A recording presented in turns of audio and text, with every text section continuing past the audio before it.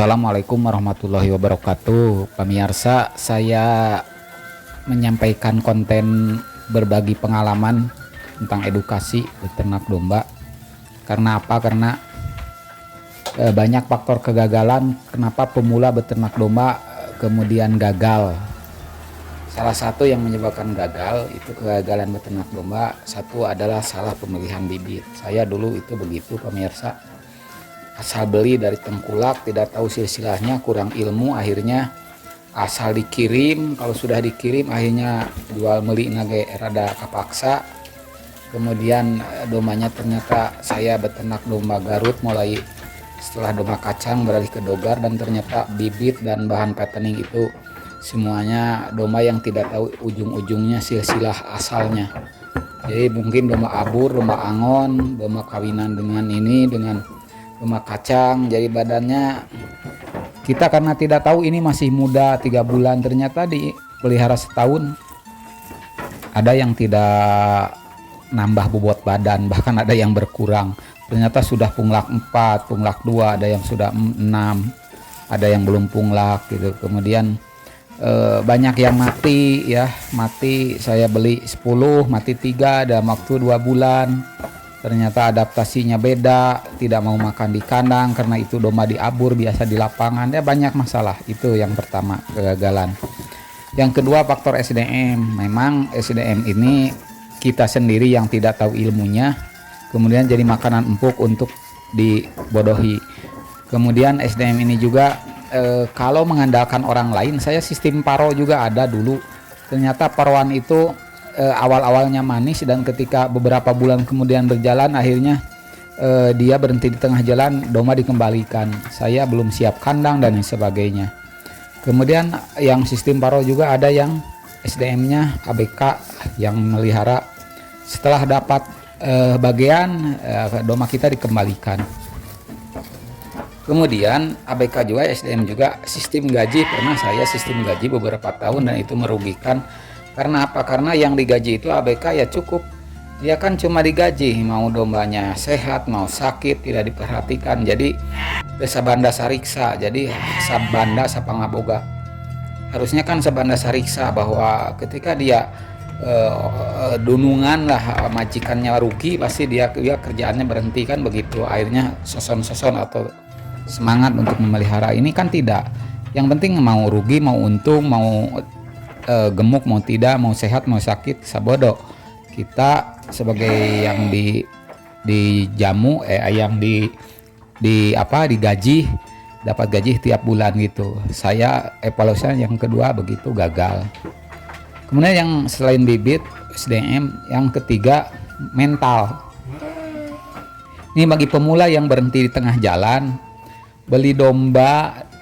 Pemula yang mau mulai sebaiknya yang kecil dulu, proses belajar. Karena apa? Karena ketika bosen, ini bosenan nih urusannya mental, karena ada masalah, risiko kegagalan, risiko kerugian itu sedikit. Karena apa? Karena beli domba dengan untuk belajar beternak domba itu, harga yang kita beli sudah mahal. Mahalnya kenapa? Karena harga untuk bahan penggemukan, bahan breeding atau beternak itu beda dengan harga daging. Kalau jual siapapun itu pasti diijir harga daging.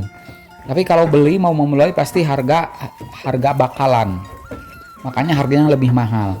Kalau berhenti di tengah jalan, baru sebulan, 2 bulan, 3 bulan, karena penyebab ABK, SDM, kitanya tidak mau terjun langsung, malas, kemudian mengandalkan orang lain, kemudian mengandalkan orang tua, mertua, akhirnya karena sudah tua, akhirnya berhenti tengah jalan, belum ada hasilnya, belum ada apa-apanya, sudah berhenti, dijual lagi, pasti rugi. Jangan ngeluh nih, pemula jangan ngeluh nih, yang begini, yang di tengah jalan begini, yang berhenti tengah jalan, dan itu pasti gagal.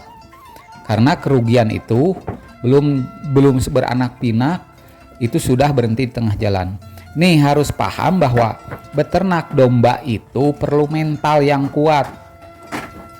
Jadi jangan punya, saya melihara 3 bulan belum ada untung, ya enggak, untungnya kan sudah diambil oleh yang jual. Itu dijual lagi jenisnya unggul kayak dibeli lagi sudah untung itu.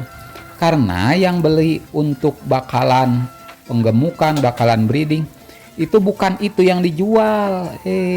Kumaha ya teh? Bukan yang pokok yang dijual, tapi yang dijual itu nanti setelah setahun, 2 tahun, 3 tahun dari anak-anaknya. Anak-anaknya modalnya nol, dijual berapapun itu untung. Karena modal awalnya mesin produksinya masih ada. Jadi mental ini sangat mempengaruhi keberhasilan untuk belajar beternak. Yang berhenti di tengah jalan pasti gagal dan tidak akan terulang lagi, tidak akan kejemput lagi kerugian yang telah lalu kalau berhenti di tengah jalan. Jadi jangan ngeluh. Kalau mau jual beli aja. Jangan ingin beternak. Jangan ngeluh, sekarang saya beli baru 6 bulan dari Pak Saung Tani misalkan. Kok harganya malah turun? Ya iya, beli domba kecil baru dipelihara beberapa bulan baru sampai harga segitu, apalagi malah jadi kurus, malah jadi rusak, itu kacau. Ya jelas akan rugi, ya akan rugi jelas. Jadi yang tidak rugi itu kalau sudah beranak pinak dan yang dijual itu anakannya. Makanya kenapa saya banyak yang nawarin, ini Kang sudah berhenti alasan orang tua begini, udah jual aja ke yang lain, tawarin ke tetangga, ke siapa atau ke tengkulak, biar puguh ngitung rugina. Karena Saung Tani saya mendidik supaya menjadi peternak-peternak handal, peternak-peternak baru yang tangguh, bukan ingin yang cuma coba-coba, bukan yang ingin kabita karena ikut-ikutan dan lain sebagainya. Demikian pemirsa, mudah-mudahan sedikit ada gambaran, berbagi pengalaman. Salam ngarit, salam beternak, Bang Haji Beternak tetap semangat. Wassalamualaikum warahmatullahi wabarakatuh.